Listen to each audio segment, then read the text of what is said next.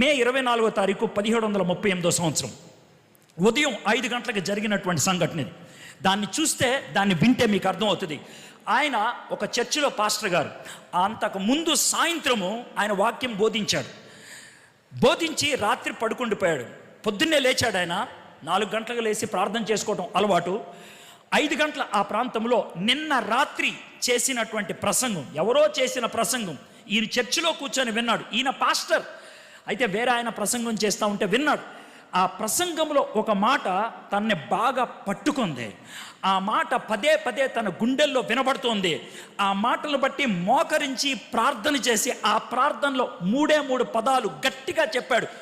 Jesus, you are my master.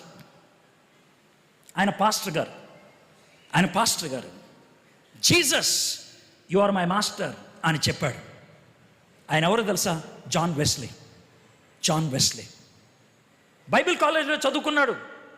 కానీ Bible కాలేజీలో చదువుకొని పాస్టర్గా ఉంటున్నటువంటి దినాల్లో మార్టిన్ లూథర్ రోమిల్కి రాసినటువంటి పత్రిక మీద ఇచ్చినటువంటి కామెంటరీ మీద ఎవరో చెప్తూ ఉంటే, ఆ కామెంటరీలో 16, 17, 18 వచనాల మీద ఉన్నటువంటి ధ్యానం విని దాన్ని బట్టి ప్రభువా ఆ దర్శనం నాకు కావాలని ప్రార్థన చేసి తన జీవితాన్ని దేవునికి సమర్పించి 25,000 మైళ్ళు గుర్రం మీద తిరిగి 40,000 వర్తమానాలు అందించి 1,97,000 మందిని ప్రభు దగ్గరికి నడిపించి 2,600 పాస్టర్ని సంసిద్ధపరిచి 492 మంది మిషనరీల్ని పంపించాడు. అక్కడో వన్ మ్యాన్.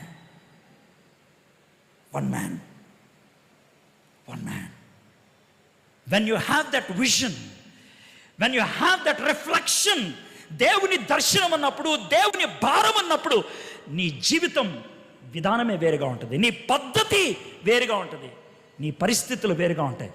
మై ఫ్రెండ్స్, దేవుని యొక్క ఆ దర్శనము నువ్వు పొందావా?